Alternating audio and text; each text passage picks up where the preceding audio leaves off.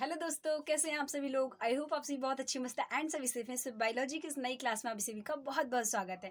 तो इसकी पहले वाली वीडियो में हमने कोशिका के अंदर जितने भी कोशिकांग होते हैं उन सभी के बारे में हमने डिटेल से पूरा जान लिया है। ठीक है, आज हम लोग जानेंगे कोशिका के प्रकार के बारे में, कोशिका के कितने प्रकार होते हैं। ठीक है, सो चलिए वीडियो को स्टार्ट करते हैं। तो देखिए, सबसे पहले हम लोग जानेंगे कि जो कोशिका होती है उसके कितने प्रकार होते हैं। तो देखिए, जो हमारी कोशिका होती है, कोशिका के कितने प्रकार होते हैं? दो होते हैं। ठीक है, एक होती है हमारी प्रोकैरियोटिक, दूसरी हमारी होती है यूकैरियोटिक। ठीक है, सो प्रोकैरियोटिक में कौन कौन से जीव आते हैं? जो अविकसित होते हैं, जैसे मोनेरा हो गया, प्रोटेस्टा हो गया, फंजाई हो गया। ये सारे क्या होते हैं?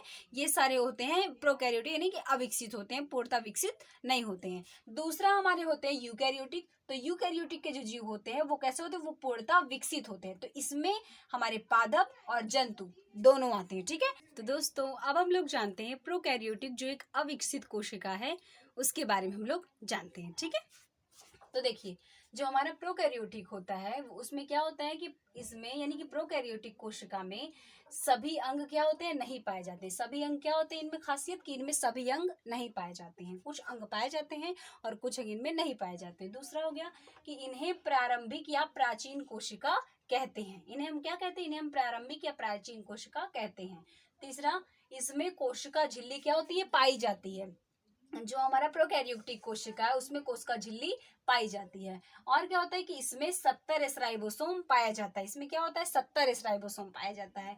और क्या होता है? इसमें जो शेष अंग होते हैं उन उसका क्या होता है? अभाव होते हैं, यानी कि जो कुछ अंग होते हैं जो इनमें विकसित होते हैं और कुछ अंग होते हैं जो अल्प विकसित होते हैं या फिर पाए ही नहीं जाते। ठीक है दोस्तों, अब हम लोग जानते हैं यूकैरियोटिक कोशिका के बारे में। जो हमारे आपके जितने भी सजीव है, जंतु हैं, उन सभी में यूकैरियोटिक कोशिका पाई जाती है।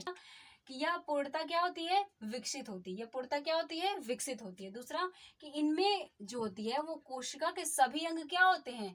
सभी अंग पाए जाते हैं, यानी कि इसमें जो यूकैरियोटिक कोशिका के जो सभी अंग होते हैं वो पाए जाते हैं और विकसित भी होते हैं। तीसरा, इसमें 80 एस राइबोसोम पाया जाता है, यानी हम सजीवों में क्या पाया जाता है? 80 एस राइबोसोम पाया जाता है। इनमें पादप कोशिका का आकार क्या होता है? चौकोर होता है। किसका चौकोर होता है? जो हमारी पादप कोशिका है, पादप कोशिका का जो आकार होता है वो चौकोर होता है। और क्या होता है कि इनमें सबसे बड़ा अंग जो पादप कोशिका है उसका जो सबसे बड़ा अंग क्या होता है? प्लास्टिड होता है। ठीक है, पादप कोशिका का सबसे बड़ा अंग क्या होता है? प्लास्टिड होता है। अब देखिए, जो इनका राजधानी क्या होता है? बड़ा होता है। यूकैरियोटिक कोशिका के जो जीव होते हैं उनकी जो राजधानी होती है वो क्या होती है? बड़ी होती है।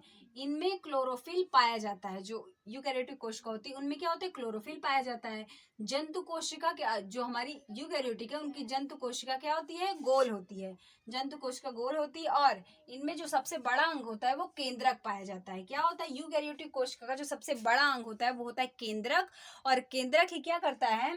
केंद्रक में ही क्या पाया जाता है? हमारे गुणसूत्र पाए जाते हैं। ठीक है, तो दोस्तों इस वीडियो में यहीं तक। अगर आपको वीडियो पसंद आए तो वीडियो को लाइक करें, शेयर करें, सब्सक्राइब करें। बाय बाय, जय।